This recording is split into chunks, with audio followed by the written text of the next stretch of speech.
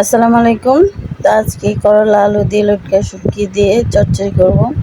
তো এই তরকারিটা খেতে ভীষণ ভালো লাগে, তো এই তো বসিয়ে দিচ্ছি।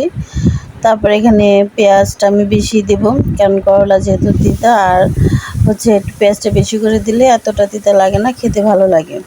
তো পেঁয়াজের পরিমাণটা এর জন্য আমি বেশিই দিলাম। তো পেঁয়াজ, কাঁচামরিচ তেলে একটু ভেজে লবণ দিয়ে, তারপরে অল্প একটু হলুদের ফাঁকে, একটু মরিচের ফাঁকে, একটু আদা রসুন, মানে সব মশলা আমি অল্প অল্প দিয়ে একটু কষিয়ে নেব। তো এটা কষানো হয়ে গেলে, তো এখানে আমি যে শুটকিটা কাটা ছিল, লোটটা শুটকিটা গরম পানি দিয়ে ভালো করে ধুয়ে তো আমি ওই মশলাতে দিয়ে দিলাম। তো কিছুক্ষণ নেড়ে চেড়ে তারপরে আমি আবার এখানে আলু আর করলা যে কেটে রাখা হয়েছে ধুয়ে ওটা আবার দিয়ে দিলাম। দিয়ে আবার কিছুক্ষণ কষাতে হবে। কষানো শেষ হলে আমি অল্প একটু পানি দেব। তো এটা আমি আসলে ঝোল রাখবো না, চচ্চড়ি মানে যে একেবারে পানিটা থাকবে না আর কি। তো এই তো আলহামদুলিল্লাহ আমার রান্না শেষ। অনেক সহজ কিন্তু খেতে অনেক মজা। ভালো থাকবেন, আল্লাহ হাফেজ।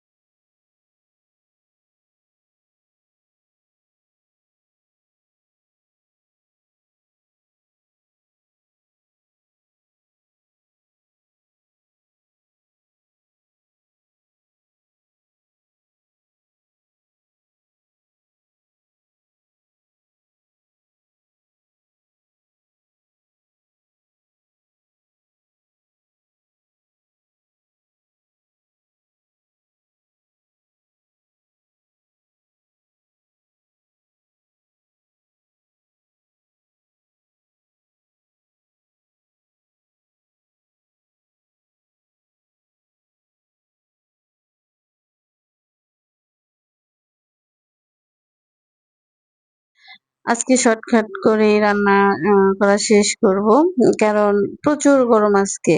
রান্না করতে মোটেও ইচ্ছে করতেছে না। তো ডিম ভুনাটার জন্য আমি অল্প মশলাই ব্যবহার করি। তো এখানে অল্প একটু হলুদের ফাঁকি, মরিচের ফাঁকি আর অল্প একটু আদা রসুন দিয়ে দিলাম। আসলে আমাদের ঘরে বাচ্চাদের আর কি ডিম আর ডাল হলে ওদের আর কিছুই লাগে না, ওরা খুব পছন্দ করে এই ডিম আর ডাল তরকারিটা।